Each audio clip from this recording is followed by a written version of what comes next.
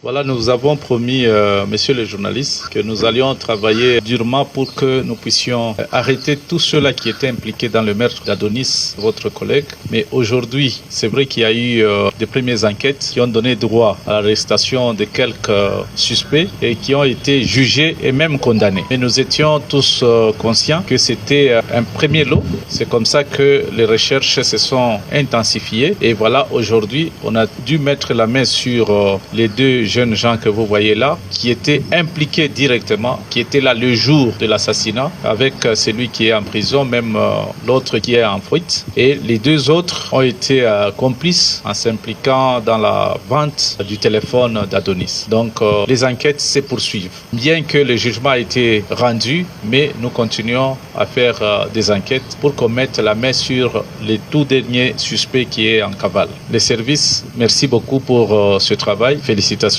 Ça montre que effectivement les services de sécurité fonctionnent.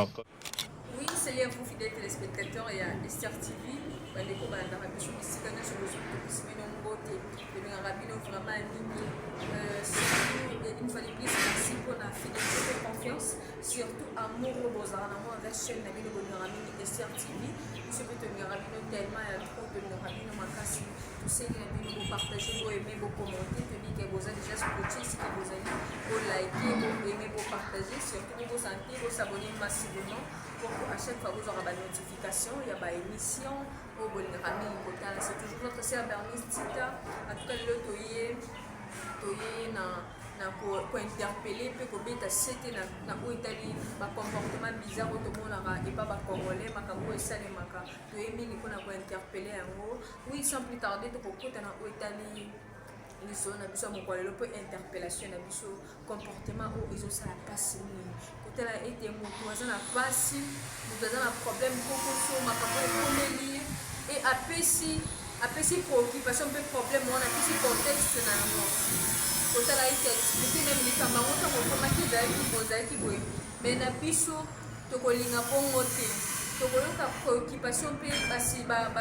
makambo ya pesi do explication na ti to koyoka yango te mais biso to koya na explication na biso to bakisi likolo na yango en tout cas makambo wana ezosala pasi mingi kotala ete ezalaki lobi na pokwa nazalaki na ndako na bimaki te nayaki na ndako na yambi appel ya une collègue abeni ngai abisinga Bernice tala makambo ekomi kote na biso ya une maman auti kokufela jeune garçon na ye en tout cas esali mpasi mingi mama wana e bato baezaki kokweliwa moko subitement kaka boye moto azalaki bien e akufi bato bayi kokonsole mama wana ezalaka batobaki kotuna mama mwana kufeli nini alobi mwana beli te na bamwana te mwana azalaki be etipi mwana kufika nde ezala e na comportement bizarre oyo bato bazalaka nango bazwi wana bake opanza mama wana alie mwana ye mama wana aza ndoki sango epanzani quartier mobimba ti okomi na nzela e makambo wana ekomelaki kopinga nga okee na nzela nakutani na motu totelemisa ye biso mwana lopango wana ngokoma yaini mama otokufela mwana ye moko ndalile mwana na ye me azolela makasi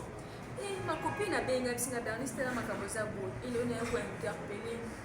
na oyo etali comportement wana ntuka esala mpasi mingi na motema comportement ndenge wana eza lokwa obakisi motu mpasi so likolo ya mpasi donc apesi explication selon makambo ndenge elekeli yo moni eza bongo te donc akosi information apesi yango te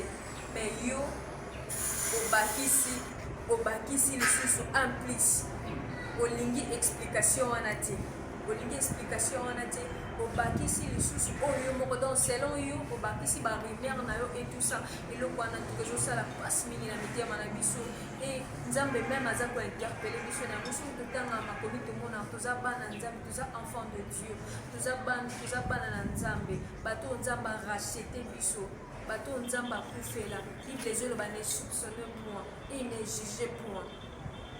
Bible qui voire même plus loin na koloba ete ya kondima dans eloko muta lobi vu que c'est sa parole faut ondima au croire na yango mais na boni na biso de pratiquer à monter kotala ke mutala na souffrance na pasi avec ba consolation après ce contexte na yo loko lingi bongote oyi na ba contexte mususu kwa ilo moko eloko wana ezosala mpasi mingi toyebi ke bolingo nzambe atikela biso makomi elobi tolinga molenga nde tomilingaka e na kolinga wana l'amour ne soupçonne point bolingo esoupçonnaka mabe te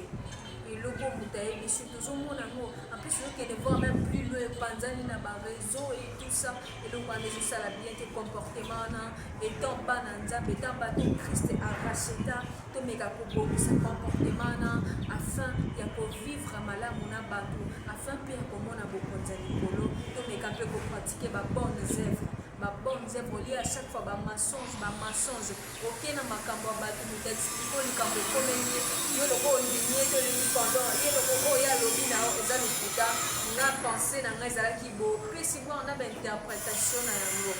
atuka likambo ezosala mpasi mingi na mitema na biso toza bato nzambe te o Christ aracheta tomeka kopratike babonnes œuvres ekozala malamu mingi mpona biso yango ezalaki sujet na biso toyaki mpena mpona kointerpele peuple de Dieu oyebi Esther TV c'est la chaîne oyo eza chaîne chrétienne eyaka mpona koédifie peuple de Dieu kobakisa un plus na bavi na biso na makambo peut-être ozalaki na kati ya ignorance parce que makomi ezoloba mon peuple périt par manque de connaissance kozanga boyebi nde c'est alors que peuple de Dieu ezopérir yango wana Esther TV aza wana mpona yango et merci beaucoup na yo moto traitaki attention mpona kolanda biso c'est toujours votre sœur Bernice Tita votre sœur la humble aza toujours wana mpona bino tolingaka bino na trop tobiso tolingaka bino ekosino merci esika nyonso bozongi mpe bocontinue toujours surtout na koinsister kobosana te koaimer kopartager koliker surtout abonnez-vous massivement sur votre chaîne Esther TV. À très bientôt, à la prochaine.